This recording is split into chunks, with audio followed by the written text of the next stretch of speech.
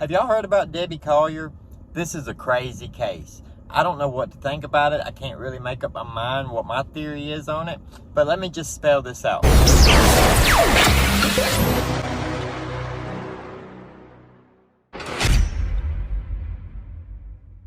What's going on, guys? Have you heard about Debbie Collier?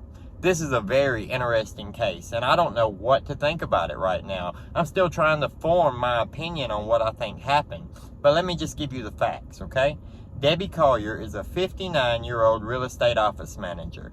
Right before she went missing, she Venmo'd her daughter $2,385 with a message that says, "They're not going to let me go. There's a spare key to the house inside the blue flower pot next to the door." That's a really strange message to send with the idea that they're not going to let me go.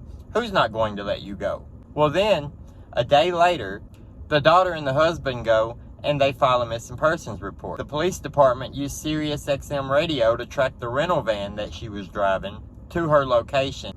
They found her naked with severe burns on her abdomen, with a half-burnt tarp and a red tote bag beside her, in the woods at the bottom of a cliff, 60 miles away from home. So this is a little strange, right? First things first, they said that the husband and her don't sleep in the same room. Okay, why don't they sleep in the same room? Is the marriage on the rocks?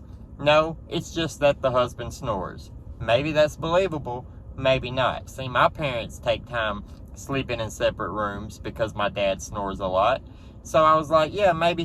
The neighbor comes out and says that they heard loud fighting, screaming and hollering the day before she went missing, and that it had something to do with a younger woman and someone that comes to visit in the evenings and on the weekends.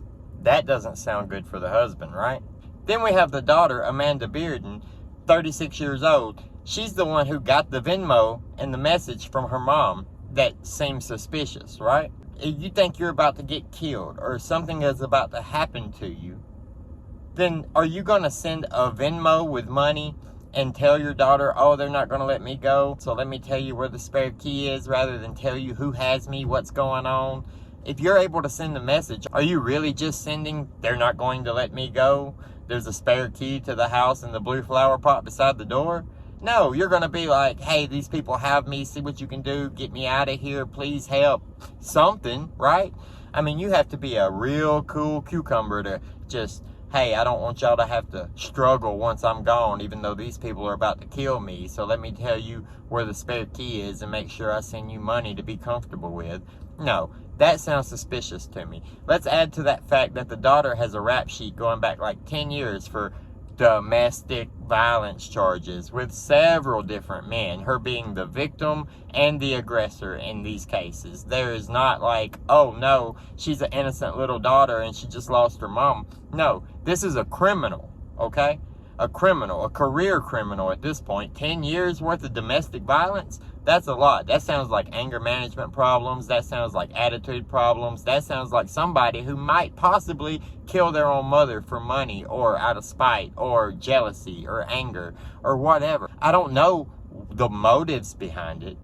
And her boyfriend, the same guy that she's got a lot of these domestic violence charges with, he's got a string of domestic violence charges. So he's the same type of person. We're talking about the daughter and son-in-law here, basically son-in-law, because he's been around.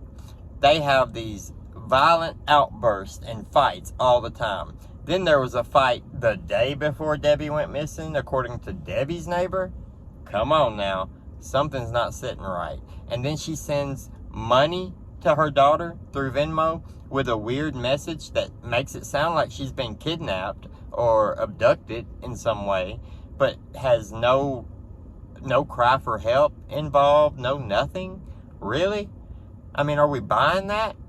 Then you take out that they were able to track the rental van that she was driving through Sirius XM and find her 60 miles away in Habersham County, naked, partially burnt, laying next to a burnt tarp and a red tote bag, gripping a small tree. Now let's add to that the big twist in this story, that she's on camera 10 or 15 minutes before she sent that Venmo to her daughter, alone in the Family Dollar, buying the things that were used to set her on fire. buying the tarp, buying the lighter, buying the tote bag. Was she really alone? Was she being forced to do that? Did somebody ask her to pick those items up and she didn't know why she was buying them? That's very, very strange. She could have came back to the car after buying the items, get going down the road, and then whack, done. And then use those items to go take care of her. That way you can try to make it look like it was an abduction and she was gone. And then if that doesn't fly, then you can make it look like she did it to herself, right? It just screams foul play to me. I don't know enough about this case. I don't know enough about the people. I'm looking into it as hard as I can to try to figure it out, because this is a murder mystery for the decade here. I don't understand how this case isn't all over the news everywhere. I understand Kylie's a huge case and everybody's talking about Kylie. But Debbie Collier, this one's one for the record books here. I'm going to go ahead and I'm going to levy a guess, and I'm going to say that it's going to most likely have something to do with either the daughter or the daughter's boyfriend.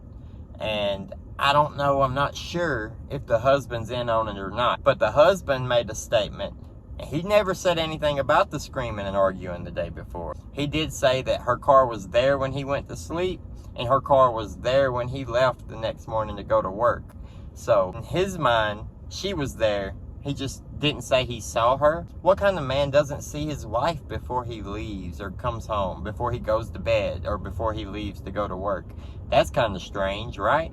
What kind of relationship are they having when they're sleeping in different rooms? Is it really because of snoring? I'm going to go through, I'm going to look through every little bit of evidence they have on this case. I'm going to watch these tapes and this store tape of her going through and buying the supplies over and over. I'm going to listen to the recording from the store employee who sold her the items and what they thought about what she bought the items. I'm going to listen to her daughter's interview. I'm going to listen to an interview with her husband. I'm going to listen to everything I can. I'm going to look into the domestic violence charges on the daughter and see what kind of things she was doing.